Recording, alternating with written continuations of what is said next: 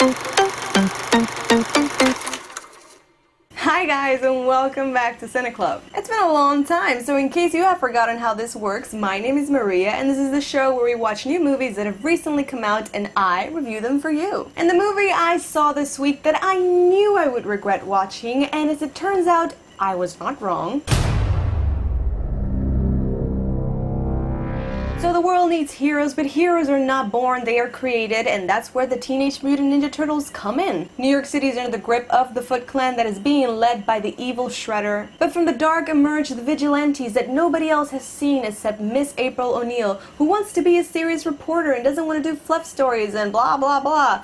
I don't care. So the first third of the movie is a setup for the character of April O'Neil. You're supposed to somehow connect with her and her ambition to become a great reporter and her tragic past in which her father died because probably of the Foot Clan. But the setup for this character, who's supposed to be a secondary character by the way, is so cliche. Every line of dialogue, every shot, everything that happens to her just feels like something you have watched a million times before. And if that weren't enough, it's even less believable with Megan Fox's horrible acting. But for some reason, she is the leading character in this movie. It's not the Turtles, it's Megan Fox. It's not even April O'Neil, it's Megan Fox. Even though April O'Neil is kind of a badass, cool chick, she is not the main character. She's the connection between the Turtles and the outside world. So what you find is a lot of shots of Megan Fox just tossing her hair to the side dramatically, her perfectly curled hair. And if it's not that, it's a lot of close-up shots of Megan Fox just looking dazed and confused as some sort of explosion or wind just moves her hair back perfectly.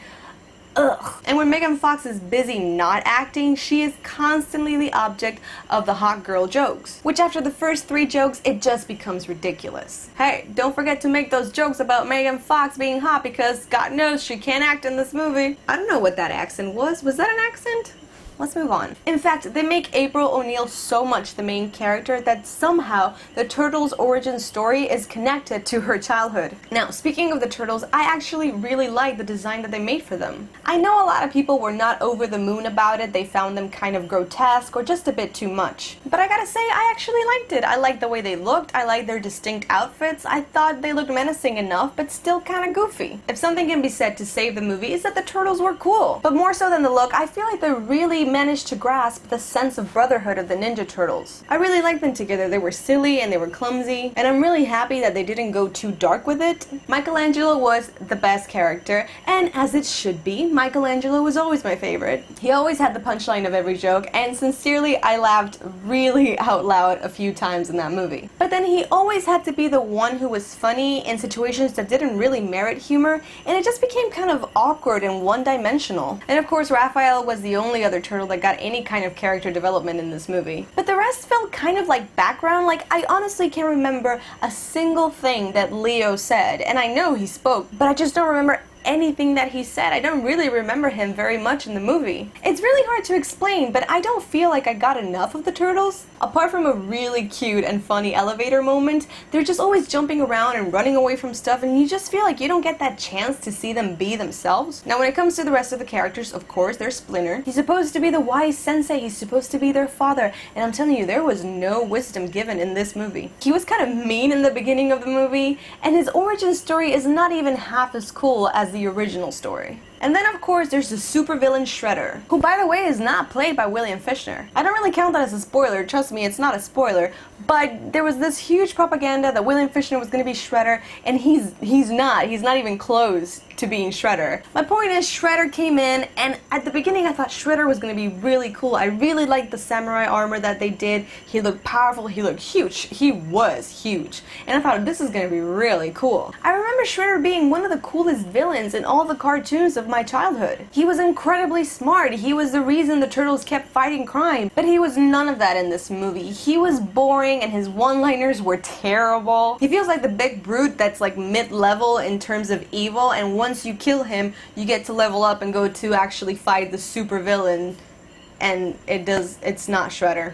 Now, speaking about fights and action, it's super clear that Michael Bay is behind this project. I don't remember a lot of shaky cam, but I do remember that feeling of the action being just out of reach and not being able to quite grasp it.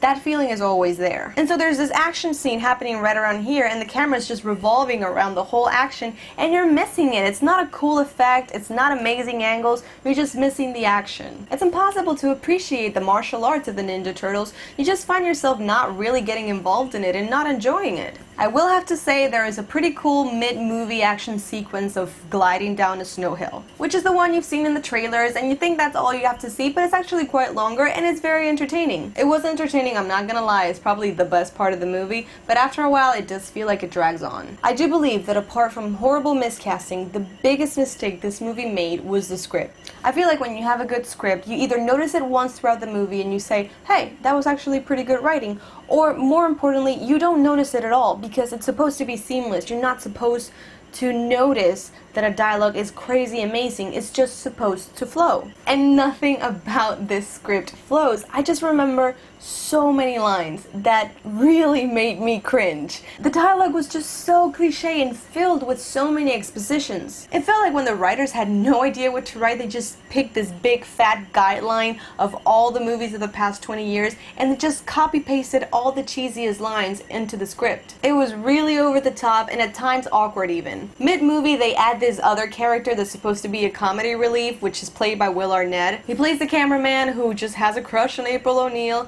and his humor and his whole presence in this movie could have been edited out completely. In the end, the script felt like a rough draft that was never edited. So if I had to rate this movie for you, I would tell you to wait until it comes out on Netflix. Overall, I think terrible casting and a sloppy script were the downfalls of this movie. It's really hard to explain how it feels. It feels hollow. It feels like a really cool exterior, but there's nothing inside. The movie is missing character. The movie's missing heart. It's just, there's nothing inside. But hey guys, that's just my opinion of this movie. Tell me, what did you think about the Teenage Mutant Ninja Turtles? And in case you haven't seen it, tell me which one was your favorite turtle growing up. I'm telling you, mine was Michelangelo. I thought he was the man. There was something about nunchucks that I really liked. If you're a guy who has nunchucks in his house, I would probably date you. No, that's not true. That's not true at all. Guys, that's everything for this episode of Cine Club. Thank you so much for watching. I hope you liked this video as much as I enjoyed talking to you about this movie. If you liked it, don't forget to give it a thumbs up and subscribe for more, because I got a new movie review every week for you and a few movie chats every now and then. If you also want to see a little bit more of this, you can find me on Facebook, Twitter, Google+, Instagram, in case you want to see what I'm doing with my daily life, which is not that interesting. But nonetheless, I do hope I see you next time around. I hope you have a great week, and I will see you on our next movie date. Bye!